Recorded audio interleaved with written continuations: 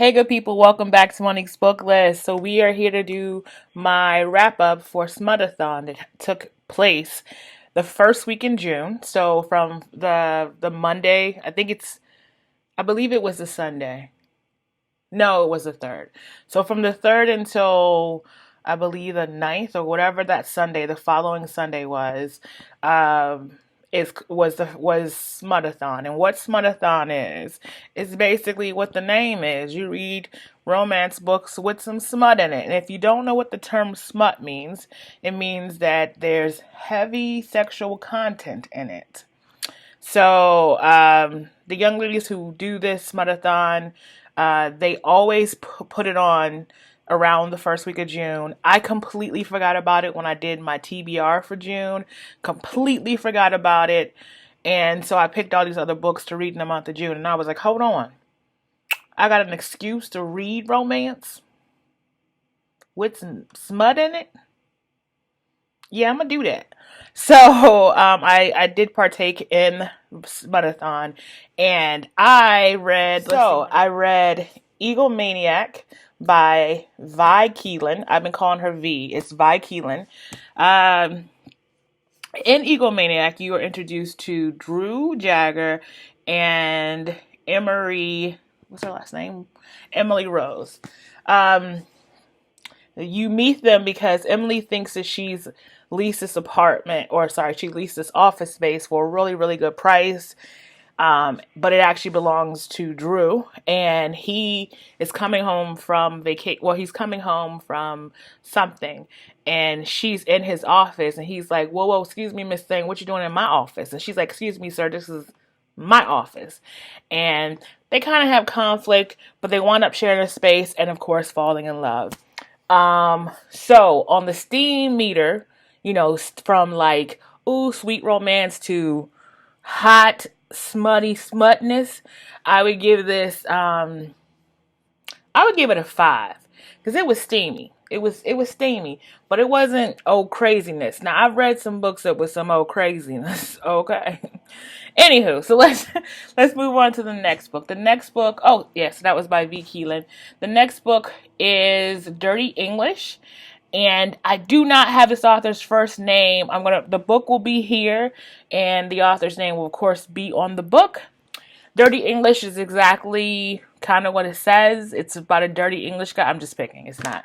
So, Dirty English, you're introduced to Deacon, it's Declan, sorry. Declan and Elizabeth Bennet. For all of you who love Jane Austen, Pride and Prejudice, you know why the name Elizabeth Bennet is an important name. Anyway, so you meet Elizabeth, you meet Declan, and Declan has a twin, and his twin's name starts with a D also. Declan, and I don't know the twin's name. Anyway, so Declan is a British, well, okay, he's half British. His father is English, and his mother his father is American, and his mother is British. So his father was a senator. Yeah, his father is a senator. He met his wife he met their mother when he was stationed or doing diplomatic work in England for the U.S. The mother passed. The dad took the two boys back to America, and they're now attending a small university where I think Declan and his brother are both juniors or seniors in college, and he meets Elizabeth because Elizabeth is his new neighbors. Like, they're all moving in for the beginning of the semester, and she's moving in, and she noticed there's this guy who has all these books, and he's reading Pride and Prejudice, he's reading all the classics, and she's interested, but she's not interested because of some trauma that that happened to her, like her senior year of high school. So, trigger warning for this book. All I will say. I won't put any more disclaimer. I don't want to tell you what it is, so you can read the book and get the same feel I had. So again, On the Smutameter, I didn't give you much about the story. Much of the story is Declan is a street fighter. He's fighting in these underground street fights so he could build a gym. The gym that he's building is called, you guessed it, Dirty English. I was going to say Dirty German.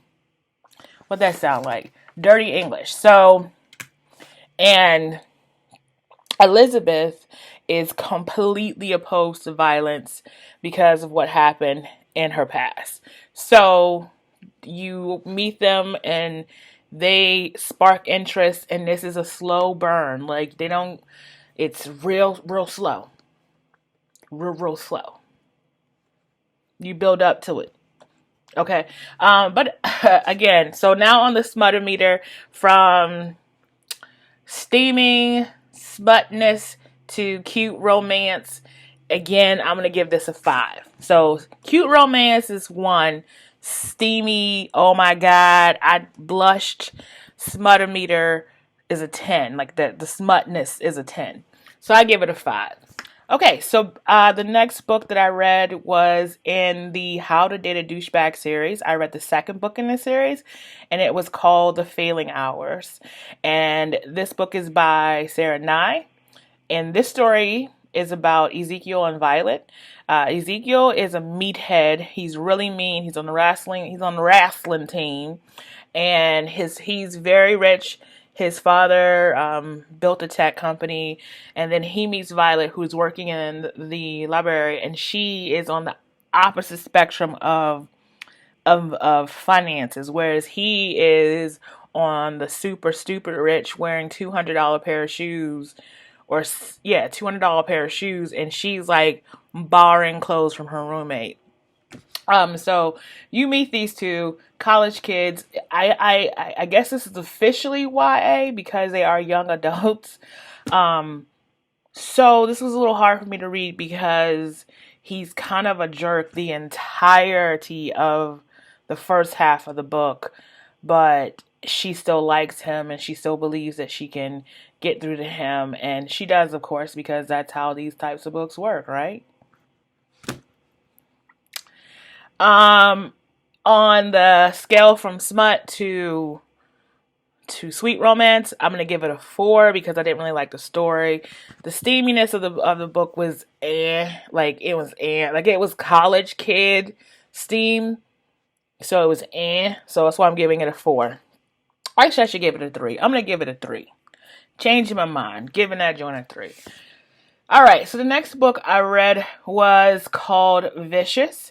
This was by L.J. Sheen. I'm going to say Sheen or Shine. This is the first book in the Sinners of Saints series.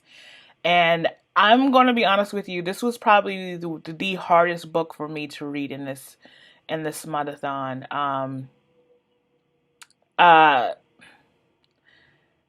I don't know how to explain why it was so hard for me to like this book, like why it was very hard. You meet, oh my God, what is the young girl's name? I have notes here, that's why I'm looking over here. So let me go to this over here, wrap up really quick. My Smutathon wrap up and go over here and see the names of these two children's. Okay. You meet the main character's nickname is Vicious, and the girl love interest, her nickname is Millie. Vicious is his name. I think his full name is, I don't actually know. I think it may be I don't remember what it is. He's like something like a Thurston the Third, but they call him Vicious because he's a vicious human. And Millie's family worked for Vicious and his dad and his stepmother, and he basically taunted Millie all through her senior year of high school because he was behaving like a 4-year-old or a 7-year-old who, when you like a girl, instead of just saying, "Hey, I like you," you push them down and you make fun of them. So he did that. He was really, really, really mean to her. He did some awful things to her, in my opinion. Okay, so one spoiler alert. He he forces her to leave the city that they live in, and she's at the time she's dating one of his friends, and he forces her to break up with that dude, move to another state, and then tell the dude that she's dating that um that she can't give him an explanation why she's moving, and um never to contact her again. So, and she can't, she in the and it, I this would be okay if her family wasn't living in this city. So like he literally made her leave at the end of her senior year. Like he forced her to leave. And what I mean by force was he was like, if you don't leave, I'm going to fire your parents and your sister won't get the medicine that she needs. So yeah, he was pretty much a disgusting piece of shit to her. And you pick back up in the story where she's in New York and she's trying to go to her second job, and she's just having a shit day, and she finally gets to her second job, which is waitressing. And because she had a whole bunch of stuff to getting there, she didn't have her uniform to do the waitressing, so she had to ask someone else to like borrow their shoes and borrow their uniform to work that night. And she needed to work because her sister was dependent on her. And of course, Vic is there.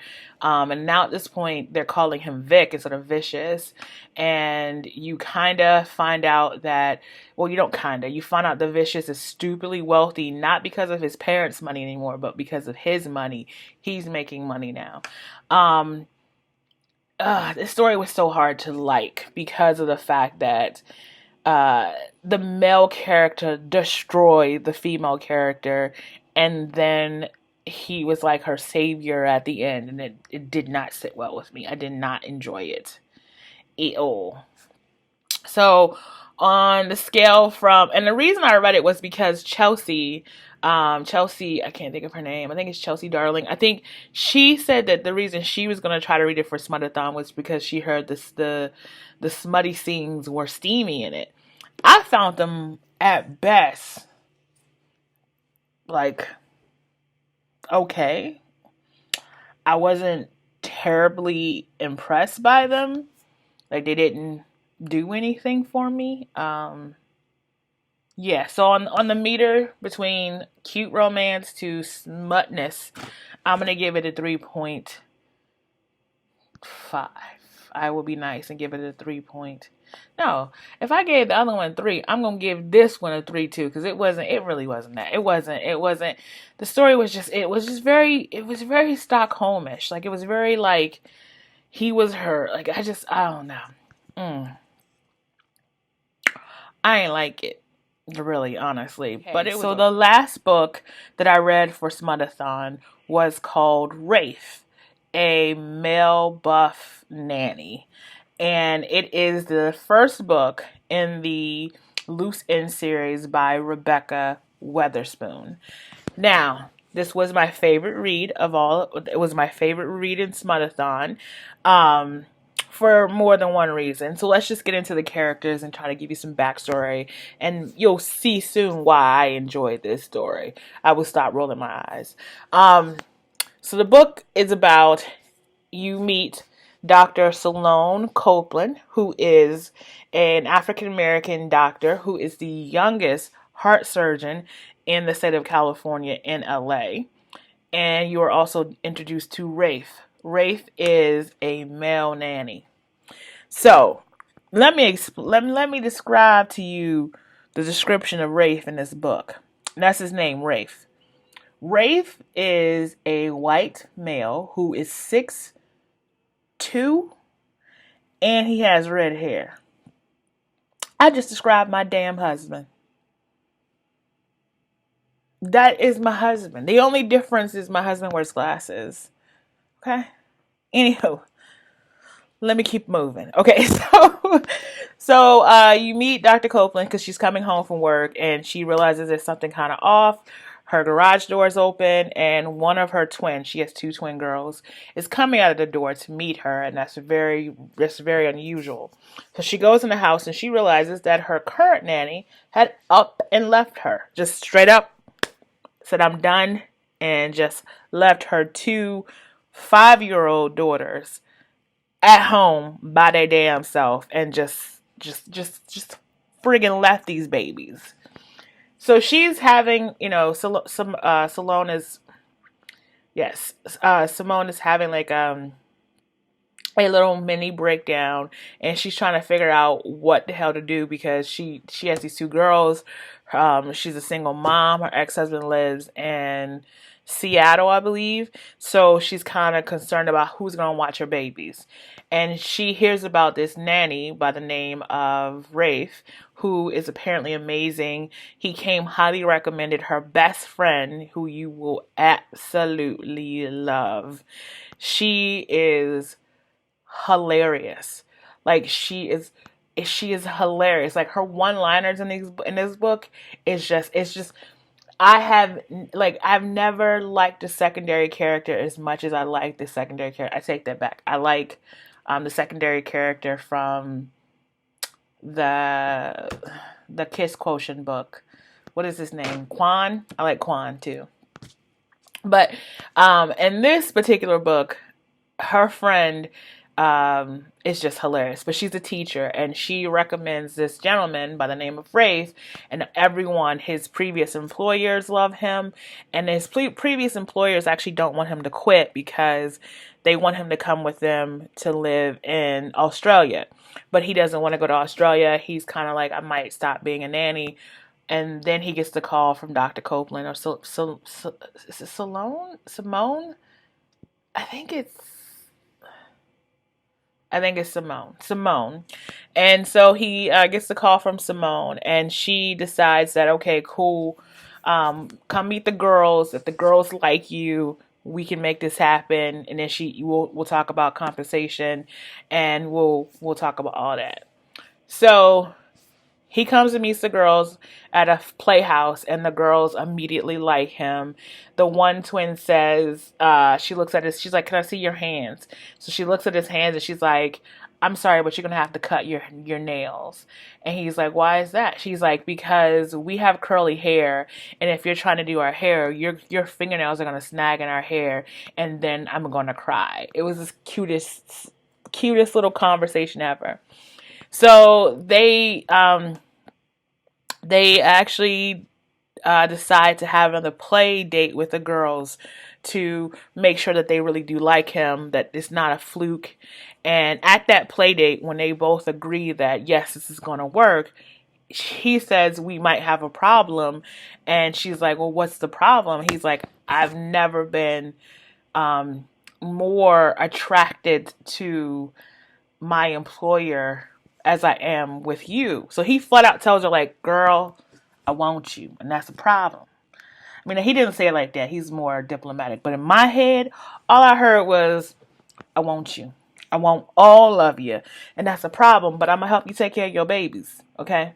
So, of course, she says, as long as it's not going to interfere with you taking care of my kids, and we both know we got to keep this professional, so we won't push this any further than just, boss employee relationship. Now, we all know that didn't stay to us. That was not the case. We know that there was some goodness going down. Let me just explain to you the steaminess of this book. Now, if you're a good church going person, you can't read this book, okay? If you out here, going to church every Sunday, trying not to sin, trying not to think about sin, don't read any of these books I just talked about, but especially don't read this book, because you're going to be in trouble. Okay? You're going to be in real trouble. Sorry. So, meet her between cute romance to smut-alicious. This book is smut-alicious. This was my favorite read of all the books. It could be because it kind of, my husband's a big, tall redhead. I'm black. Dr. Copeland's black. Her boo thing is big, tall redhead. Could be. But this book was good. Oh, and she had braids too. Okay. Okay, let me stop. So, this book was good. It's a sweet, sweet romance. It's a very compassionate, in a way, a point of view of a man not being too masculine to know that he could be a caregiver. So I really, really enjoyed that component of this book. I enjoyed that she was a doctor, and she was okay with being, the breadwinner, if you will, in the house for a minute. So it was a really good read. I liked it. So those are all 5 books. Thank you. Have a good weekend, because it's about to be the weekend. And I will talk to you in the next video. Bye.